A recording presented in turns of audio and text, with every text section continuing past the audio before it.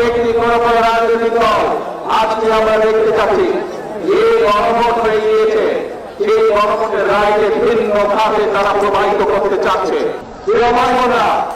বিগত 17 বছর যাবৎ এই দেশ স্বৈরাচারের কবল ছিল।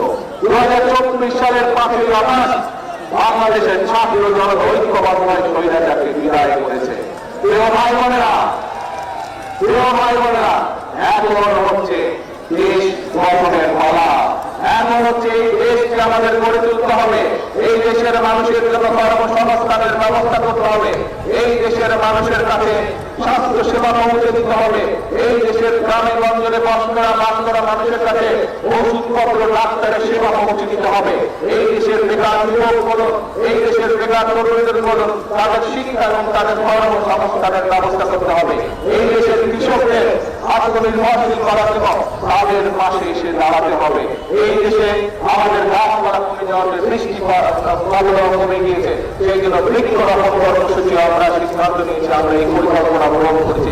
ইনশাআল্লাহ আগামী 25 বছরে প্রায় সারা দেশে আমরা চেষ্টা করবো ইনশাআল্লাহ 25 কোটি বৃক্ষরোপণ করার জন্য। প্রিয় ভাই বোনেরা, আর এই কর্মসূচির কাজ আমরা শুরু করলাম। এরকম প্রত্যেকটি কাজ আমরা করতে চাই যার সাথে জনগণের ভাগ্য জড়িত।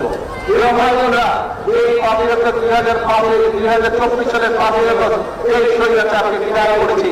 তারপরে আমরা সংসদের দক্ষিণ প্লাজায় সকল রাজনৈতিক দল একত্রিত হয়ে জুলাই সনদ আমরা স্বাক্ষর করেছি। আর এই মাননীয় জনতার সামনে আমি পরিষ্কার ভাবে বলে দিয়ে যেতে চাই, পার্লামেন্টের জাতীয় সংসদের দক্ষিণ প্লাজায় যে জুলাই সনদ বিএনপি সহ অন্যান্য রাজনৈতিক দল স্বাক্ষর করেছে, আমরা সেই স্বাক্ষরিত জুলাই সনদের প্রত্যেকটি লাইন, প্রত্যেকটি শব্দ ইনশাআল্লাহ পর্যায়ক্রমিক ভাবে এই চর্চা মানতে পারি। কিন্তু প্রিয় ভাই বোনেরা, অনেকে বড় ব্যক্তি, কোনো রাজনৈতিক দল আজকে আমরা দেখতে চাচ্ছি যে গণভোট হয়ে গিয়েছে, সেই গণভোটের রায়কে ভিন্ন খাতে তারা প্রবাহিত করতে চাচ্ছে এবং সমগ্র দেশে বিভ্রান্তি তৈরি করতে চাচ্ছে। প্রিয় ভাই বোনেরা, এই আমার বক্তব্যের শুরুতে আপনাদেরকে যে পরিকল্পনাগুলোর কথা আমি আপনাদের সামনে তুলে ধরলাম, আপনারা হাজারো মানুষ হাত তুলে বলেছেন যে এই পরিকল্পনাগুলো যদি সফল হয় তাহলে ইনশাআল্লাহ দেশের মানুষের ভাগ্যের পরিবর্তন হবে। তাই তো নাকি? ঠিক বলেছে?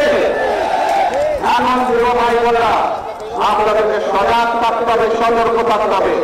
যারা গণভোটের রায়কে ভিন্ন কাজে প্রবাহিত করতে চায়, যারা জুলাই সনদের অর্থ ভিন্নভাবে তাদের নিজেদের রাজনৈতিক স্বার্থ হাসিলের জন্য উপস্থাপন করতে চায়, এরা বিশৃঙ্খলা সৃষ্টি করতে চায়। এই বিশৃঙ্খলা যদি সৃষ্টি করতে পারে তারা, তাহলে জনগণের যে কর্মসূচি, আমেরিকানের যে কর্মসূচি, মাহমুদের যে কর্মসূচি, কৃষক দলের যে কর্মসূচি, কৃষকদের ভাগ যে কর্মসূচি, বেকার যুবকদের জন্য কর্মসংস্থানের জন্য মিল কারখানা, বন্ধ মিল কারখানা চালু করার যে কর্মসূচি, নতুন কলকারখানা চালু করার যে কর্মসূচি, স্বাস্থ্য সেবা গ্রামে গ্রামে পৌঁছে দেওয়ার যে কর্মসূচি, সকল কর্মসূচি দেখা হবে এই বিশৃঙ্খলা যদি আপনারা পায়। প্রিয় ভাই বোনেরা, আপনারা কি সতর্ক থাকতে পারবেন যাতে জনগণের কর্মসূচি, যাতে করে জনগণের কর্মসূচি ব্যাহত না হয়, সেই জন্য জনগণকে সতর্ক থাকতে হবে।